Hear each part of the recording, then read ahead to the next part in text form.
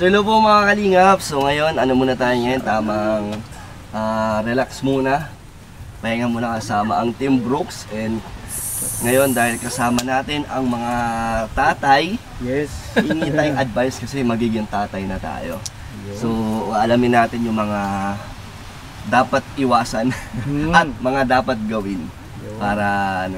Siyempre mga ano na to, mga matatagal na silang ano, malalaki na anak namin. Malalaki na ang mga anak, kaya marami tayong matututunan dito. Ano lang to, parang simpleng kwentuhan lang. And si Dins, baka susunod, gagawa na rin to. Tinanong ko nga gusto mo ba? Sino si Hana? Ano sabi? Bahala ka dyan. Uy, pwede na! Papayag na ba? Tanong mo muna si Kuya Brooks. Actually, makinig ka kasi siyempre, yung matutunan niya, gano'n din sa'yo. Diba? Baka gumawa agad yan. Ayo. Na-inspired. Sige, since ngayon ay magiging tatay na ako, sa una nating alamin kung ano ang dapat gawin habang wala pa yung bata, habang nagbubuntis pa lang, Kuya Red. Paano alagaan or paano asikasuhin, mga ganung bagay. Sa akin kasi, Dan, noon nung buntis yung asawa ko, pinapakain ko siya ng mga katas ng prutas. Yung katas ng prutas, pinipiga mo gano'n? Oo, para lumakas yung bata. Ayaw na nung nung nanay kasi ex ko na yun eh. Ayaw na nung nanay kasi ayaw niya yung prutas na yun. Sabi ko, pakikain mo lang, hindi naman para sa iyo, para dun sa bata. Ganun ko pinaghandaan ba. Paano mo nalaman yan, Kuya Red, yung mga ganyang sinabi rin sa akin nung kaibigan kong matanda na Vice Governor, si late Alberto. Sabi niya, ganitong gawin mo. Kumbaga in-advise yan din ako. So, ano nangyari nung lumabas ang Oo, matalino bata. Totoo talaga. Anong prutas yan, Kuya Red? Grapes, apple. Kasi may kasabihan na 1 apple a day keeps the doctors away. Keeps the doctors away. Yan. Ano yan? Effective yan. Totoo yun? Oo, effective yan. So, pinipiga mo sa baso? Oo. Minsan, biniblender ko. Tapos lagyan kong gatas, pinapainom ko sa kanya. So, ganun. Once a day. Paano kung, di ba, pagbuntis sa mga unang semester, moody? Ay! Di ba? Paano mo... Pag moody, huwag kang papatol. Ganyan talaga sila. Moody sila. Huwag mong papatulan. Minsan nga, nakikita niya, malungkot ako eh. Tapos siya nang naawa sa akin. Sabi niya, sorry naawa ako sa'yo. Ano nasabi ko. Kasi ganun yata yung buntis. Parang yung niya, Oo. Iba yung niya, yung parang yung mood niya, paiba-iba. Minsan nga umiiyak, di ba? Naiirita. Mabilis mairita. Pero pwede pinaglian ka din ba? Yung... Oo, totoo yun.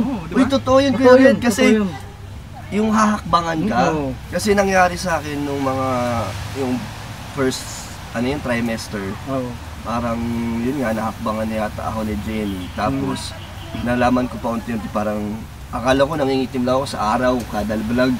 Tapos yung bata ko daw, nag-dark. Tapos, lagi akong, pakiramdam ko, inaantok ako lagi, parang wala akong energy. Yun yung nangyari sa akin. Tapos, nalaman ko na, yun nga daw, na nahakbangan, ako yung sumalo ng paglilinga. Kasi kung titignan mo si Jenny, di ba, siya, fresh. Hindi na, walang nangitim sa sa kanya eh. Di ba, pagbuntis, nakahagard.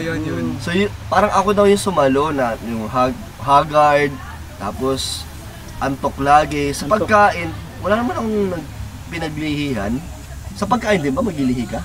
May gusto ka, hindi mo mahalata. Nababalikan mo sa isang lugar. Hindi ko alam kasi parang normal naman yung kain ko. Ay, kaya pala namamaga yung yung binti mo. Bakit? Ang tawag doon, beri-beri. Beri-beri ka din? Di man na. Ay! Ano yun? Beri-beri yung baga sa buntis baga. Yung lumalaki yung dito. Yung tawag dito, beri-beri. Di naman ako ng ganun. Naglihi. Oo, di yung lumalaki dito. Anong tawag yan? Manat. Wala man ako noon. Ba't malaki ba di man? Ay, di ba? Muscle yan. Calves yan, calves. Ikaw Kuya Rex, anong maipapayo mo sa akin? Sa paglilihi. Mamaya na yung paglumabas ng bata. Kasi sa muna. Tapos na siya sa paglilihi. Stage muna na nasa tiyan. Ano yung pakiramdam na, kunyari, nandyan na yung yung due date na. Ano naman anong pakiramdam? Kasi kami ni Rhea, bata pa kami nagkaanak. So, ilan anak mo Kuya Rex? Dalawa lang. Kayo ni Ate Rhea? Ngayon malalaki na yung mga anak namin. Pero sa time na nung ano na siya, parang hindi ako mapakali, nababalisa ako. Kasi yung tension baga na, siyempre, kapag mga anak yan, yung kabilang paa, nasa hukay yan. Kasi di mo malaman kung ano Ano mangyayari? ano mangyayari. Totoo yun. Di ba? Yun na yung 50-50 din pala, no? Oo. Oo. Depende kasi, may iba kasi na normal, may iba din na Cesarean. ganun. Yung sa pagbubuntis niya, sa health niya, ay hindi okay. Halimbawa, may mga karamdaman sa puso, ganun. Mahirap yun. Parang meron din ako dati na nalalaman na minsan pinapapili ng doktor kung sino ang gusto mabuhay. Oo, mga Yung ganun. bata o yung Totoo. nanay, di ba? Totoo yan. Parang ang hirap May na. nangyayari. Yun ang talagang pinakamahirap sapitin, yung stage na Sino gano'n. pipiliin mo doon, no? Parang wala ka naman gustong Oh, Ang piliin. sa hirap, tingin mo? ang hirap mamili. Di ba? Walang dapat piliin. Yun ang sagot ko. Oo. Dapat pareho mabuhay. Dapat pa rin mabuhay. Kaso, Ang tawag yun, miracle na. miracle na, no? Unfair kasi dun sa bata kung piliin mo yung nanay, di ba? Ikaw, Lins, Tama. anong mga naisip mo ngayon? Ako, Nagre-ready ka na ba? naisip ko lang kasi since di ko pa naman hindi ko pa na-experience ako. Siyempre lang, support lang, tsaka pasensya. Since swerte natin, di tayo nagdadala. So ayun na yung Oo nga, tulong eh. natin sa kanila, di ba? Hindi natin nararamdaman yung nararamdaman nila. So, Yun na dapat, ano lang, pasensya, Oo, totoo. tsaka pag-iintindi. pag-iintindi. Sa totoo, Tama, mismo. sa totoo lang sa mag-asawa, napakahirap ng papel ng babae. Di ba yung Ang dami kasi nilang pinagdadaanan. Tayo, Diba? ang ginagawa lang naman natin, magtrabaho, Oo. mag-asikaso, mag-ano. Pero sila, may mga iba't ibang karamdaman, no? Yung mag-budget ka lang sa isang araw ng ano, ang hirap nun. Ang galing. Mamili nga Ay, lang ng oo. ulam. Oo, mahirap. Totoo yun. Nakakabilib din, Magbigay no? lang tayo ng budget, tapos Oo. sila na mag-budget. Oo. Akala lang natin madali, Oo. di ba? Kasi tayo, bibigyan lang Oo. tayo ng itong pangkain. Ito. Oo. Pero sila, iba budget nila, no? Parang, Meron nagpakabatay dahil sa budget ay Oo. ina. nagpakamatay? Oo, yung sa Bulacan, binigyan ng pulis ng 6,000 naman. Na-stress, Tama ba ko? O 2,000 a week. Eh, hindi naman magkasya yun sa tatlong anak niya. na-depress. Sa totoo lang, naobserbahan ko dito sa Dait, particular dito kasi nandito tayo. Napakaraming depressed dito mga babae. Kasi nung mga Mm. panahon na ang hinahanap na Kalinga Prab is mga naluki, Mm. ay karamihan babae. Oo. Di ba? At isa yan sa tingin ko na yung kahirapan ba, yung poverty. Yan ang isang naisip ko na dahilan kung bakit na de-depress sila. Siyempre nakikita nila yung anak nila humingi ng pagkain, wala silang mabigay. Sa dami nang na-interview natin, parang napakahirap ng papel ng babae. Pero yung iba, sa may mga opportunity, nagpupunta ng Manila o sa ibang bansa, kung may opportunity na ganun. Pero Diba? proud yung mga nanay na pumupunta pa ng ibang bansa para magtrabaho, no? Yes. Ang galing. 'Di ba? Paano ang hirap nun kasi 'di ba? Kasi- Pinakamalaking impact na Kasi paglalayo ka sa anak mo, yung nanay, 'di ba? Parang Yung pangungulila, walang Ay, kabayaran. hindi basta-basta yan. Saludo. Kasi naranasan ko din yan kasi si Rhea dati. nag-OFW din, no? Sa Aterea. Nag long distance relationship kami mga about 8 years. Tagal din, ha? Kumbaga ang pag-handle ko sa mga bata, hindi ko man masasabi pero siya na makapagsabi. Ngayon malalaki na yung mga bata namin. Pero sabi ko, nak, maggala kayo. Pero ewan ko sa mga bata ko, nandun lang palagi sa bahay. Kumbaga, kung maggala man ako, naka-prepare na yung mga pagkain dyan, bago ako Nasikaso niya na. Asikaso muna. Pero ngayon, malalaki na yung mga anak niyo, close niyo. Oo. Kasi ako gusto ko ganun eh. O dapat Yung maging best friend niya ako, yung parang hindi niya ako tataguan ng mga gusto niyang sabihin, di ba? Parang ikaw yung crying soldier niya. yun, yung parang lalapitan niya yung unang-unang tatakbuhan, lalo na nga. Yan, sagutin mo yan. Ay, si Kuya Brooks! Ay, Brooks! Kuya Brooks, kanina ka pa dyan eh. Ikaw mo na rito! Ay, galit. Pero normal lang yan. Ganun talaga si Kuya Magandang usapan nito. Kuya Brooks, bigyan mo ako ng tips sa mga sa mga pinagdaanan mo. Si Kuya Brooks, sa may mga ano din yan eh, mga pagsubok. So, ikaw nang bahala, Kuya Brooks, anong maipapayo mo sa amin?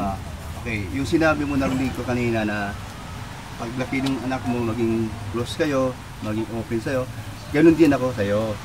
Habang ikaw lumalaki, yun yung ginagawa ko sa'yo. Tapos ngayon, yung nga lang, habang ikaw lumalaki, di nga tayo magkakasama. Pero, ganun pa man, nahabol ko pa rin yun. Hindi nawala. Di man tayo magkasama, pero kinakamusta ko kayo, pupunta ako doon, pupunta kayo sa Taguig. So ano pa rin yung banding natin bilang mag-ama. Di ba? Hindi ko makakalimutan yung parang elementary pa lang ako yung naghiwalay kayo ni Mama. Elementary lang ako noon, tapos yun, nasanay na yung ganung sistema. Bilang dadating si Kuya Brooks ng madaling araw, bibisita doon, may daladalang pagkain sa amin. Pero mabilisan lang yun, pupunta siya doon, tapos uuwi din siya. Yun yung panahon na naghiwalay na sila. Ang importante doon, Dan, hindi siya nakalimot. Hindi nga nawala si Kuya Brooks, kahit siya na nakalimot, siya noon. Kasi ganito yun. May nag-advise din sa akin na kahit na hindi na kayo magkasama ng anak mo o asawa mo, si Jema, pupuntahan mo yung mga anak mo, bigyan mo ng suporta. Hindi lang sa financial o ano man yan, moral support. Oras pa din. Okay. So ginawa ko yun. Alam mo kung sino nag-advise sa akin yan? Si Mama Nit mo. Ano pa rin? Mura sa pot? Moral. Moral! Sabi ko moral. Moral. Maraming moral support. Okay. Ganito yun. Alaala dun.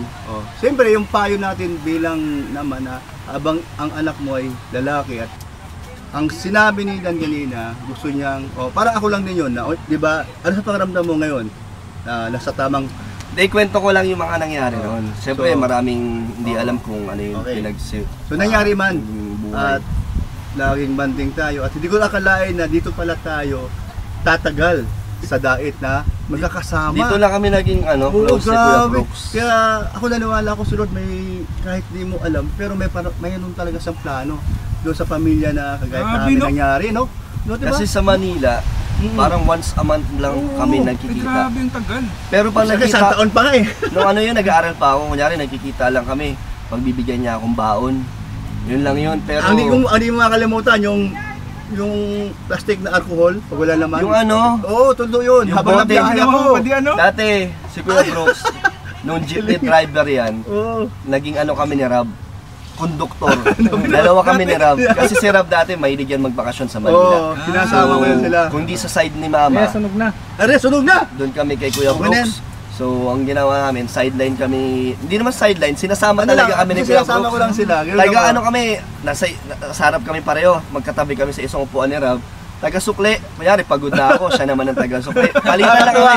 Tapos natutuwa sa amin yung mga pasahero kasi akala, kasi cute nilang dalawa. Kambal kami. Kasi magkasing laki kami ni Rob eh. Pareho kami yung forma, nakasombrero, gano'n. Kaya hindi yan makalimutan ni Insan niya. Marami kaming memories na ni Kalinga Prab. Tapos, yung nakakatuwa doon kay Kuya Brooks, kahit na malayo na siya sa amin, hindi siya nawawalan ng yung suporta. Suporta. Yung time, yung oras wala kasi laging hindi tayo magkakasama. Pero yung suporta niya, kahit hirap siya sa pag-jeep, nag-iipon siya ng yung sa alcohol, barya-barya, yung stick sa 10 piso. Ay, marami din yun. Iniipon niya yon, tapos pupunta lang ako doon, sasabihin niya, kunin ko na yung pangbaon namin. Parang ganun lang kami nagkikita dati ni Kuya Brooks. So, talagang nag-iipon siya, nag-isikap siya na kahit hiwalay na sila ni Mama, iniisip niya pa rin kami ni Hana. Yun ang maganda dun sa... Nakwento ni Papa mo na habang nag-jeepney driver siya, naghulog-hulog siya ng barya dun sa... Yun nga, bote na alcohol. Ang daming barya dun sa ibabaw. Binibigay mo yung kay Dan. Pag napuno na yun, ay grabe. Nakakatuwa yun. Malakas din yung jeep dati, yung nagkukonduktor ako. Parang kumikita ka ng 1,000 isang araw. Dan, anong feeling mo Dan nung yung binibigay niya ni Papa mo yung garapon na... Hindi garapon, plastic na... Sa alcohol niya na yung pamilya sa'yo. Anong nararamdaman mo? Malaki yun eh. Binigay niya sa'yo? Bata pa kasi ako noon eh. Masaya ka na noon? Oo, kasi may allowance kami eh. Puro kasama ko pa nun mga kaibigan ko. Pag sumupunta kami sa Pasig. Pero naalala mo ba yung magkakasama pa tayo pag tayo napunta sa Marikina, atin tayo ng PLO? Oo, yung pinapunta sa doon pa rin church. sa Mandubela. Di ba niya ambot yung pero nasa harapan ko siya, o ikaw sa manobela, ako sa baba, sa cambio. O siya sa cambio. Maano siya baga, gusto rin niyang matuto na kahit ang edad niya ay nasa 4 na taon, hindi 5 taon. Pero desidilo siya. Talagang ginaganon yung manobela kahit na alam niya na hindi pa niya. Sa motor nga tinuruan ako ni Kuya Brooks, yung hawak yung manubela. Bila niya nalang bibitawan yung manubela. Buti di kami sumipo. Ganito nga po siya na yung iniiwan nyo daw po sila sa jeep. Ayun. Bahala pumara. Yung yung Kaya natutunan ko nun yung maging alerto. Ayun. Tama yun. Yun Nakaupo ang kami sa jeep. Si Kuya Brooks sa harap nakaupo. Ina-advance ko sila. Magugulutan lang kami, kaya kalabitin kami nasa labas sa Kuya Brooks. Kami ni Hana nasa loob. So kami matataranta kami ni Hana. So parang rin yun, nakatulong yung maging Parang alerto. training din. Nung iniwan kita sa SM, Santa Mesa, nag-CR tayo, bigla kong lumabas, iniwan kita. Sinadya ko yun, kung ano maging reaction mo, hindi ko naalala yun. Sayang, Bata pa Kasi, ako nun. pero magaling siya. Ibis na umiyak ng umiyak, hindi sa umiyak. Alam mo saan sa lumapit, hindi niya ko makita, sa guard. Nagtanong sa guard, tapos ang guard na lalaki, dinala sa doon sa pinaka, alam mo yung... Customer service. Oo. Sa mababae doon. Tapos nung dinala sa doon, gumunon na ako. Di ko na pinapasalita kasi magmamike eh. Alam niya pangalan ko, alam niya eh. Paging. Sinubaybayan mo siya, tinignan Ay, mo kung oo. anong gagawin. Totoo yung sinabi ko nga sa sarili ko. Gusto kong maranasan niya na kung mawala ako, ano ang gagawin niya.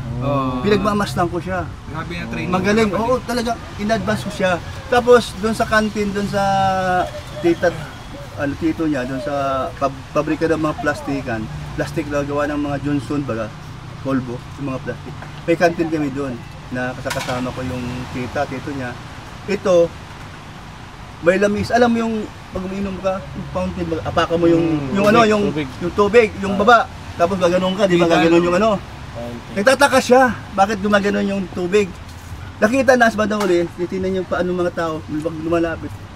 O siyempre, maliit baga siya. O di ko siya tinuruan ha. Pumunta doon sa lamesa, hila-hila yung upuan na plastic. Hila-hila niya ganoon. Tapos, meron siguro camera noon. Uso camera noon, nakakunan ko na siya eh. Yung paanong nung buwan, tinapat doon. Bago siya pumatong sa may upuan. Patong sa upuan. Pagpatong, gumanon. Tawa siya! Akit siya ganoon. Amay, di mo alam na sayang kita mo, ibig sabihin niya alam, yung time niya na hindi niya alam yung time niya anong edad niya sunod, basta mga ganoon, mga 4 pa rin yun mahigit o ano. Talagang madiskarte siya. Alam niya, wala na nagturo. Isipin mo yan, para lang gumano ng iinom siya, dahil iinom talaga siya eh. Pinatungan, tapos pumatong siya. Kumbaga ang mensahe ni Kuya Brooks, Dan, Maging matuto ng sarili. may training. Mayroon siyang kailangan mo turuan. Basta ako, gusto ko kunyari lumabas na yung baby ko. Ayoko maging siya, yung spoiled na maarte, Ito, gusto ko anak mo babae. Cowboy. So, wag mong ito alam niya, habang lumalaki si Aisalin yun. Ibang klase. Gusto ko cowboy. Ang paglaki ko sa kanya, cowboy. Tingnan mo. Pabayaan namin doon. Pabayaan namin yan. Kahit na putik, pinabayaan namin yan. Pabayaan namin. Yung ulan. Tingnan mo si Pau Pau, di ba? Si Pau Pau. Kahit saan mo dalhin. Yan, isa pa rin yan. Parang ganun lang. Ang ganda nung gano'n. Ang ganda ng gano'n. Selim yun, di sakitin. Kaya matibay. Matibay yan.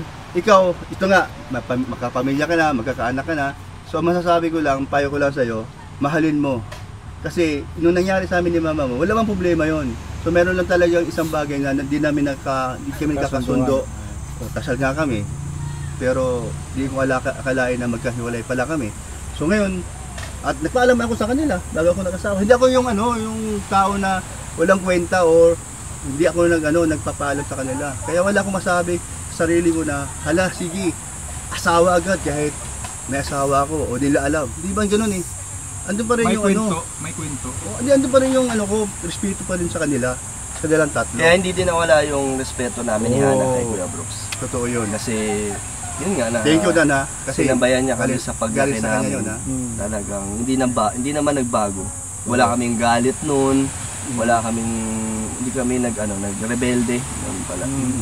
Para kaya nasa mga magulang eh.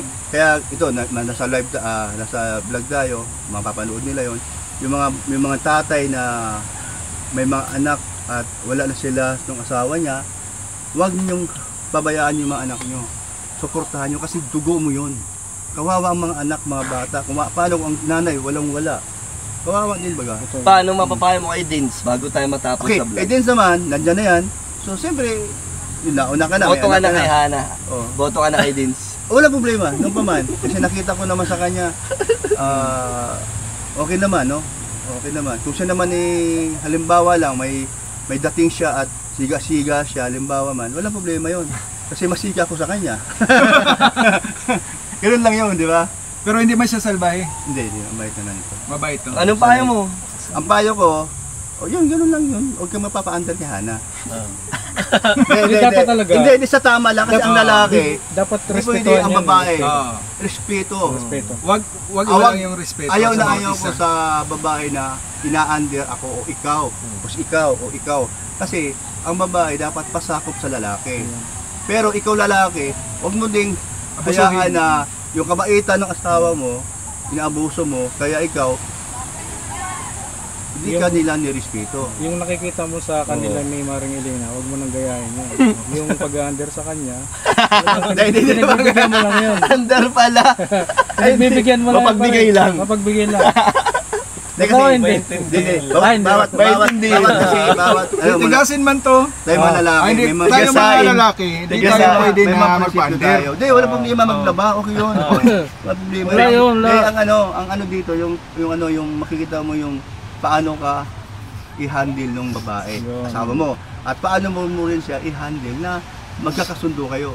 Ang respeto kasi, dapat hindi nawawala. Yun. Dapat balance din. Balance. Balance. Bigayan Kunyari, talaga. halimbawa, ganito, sabihin ni Jenny, ito si Dan, pag uwi sa bahay, lagi na lang lasing.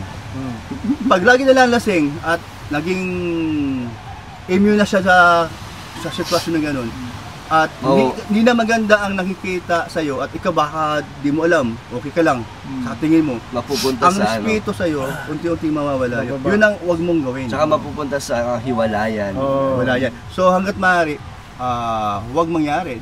Ni mama mo kaya kami nagkakasundo. Di, ang pinaka-the best dyan, yung pag-iintindihan. Intindihin mo yung isa, Oo. mag-intindihan kayo.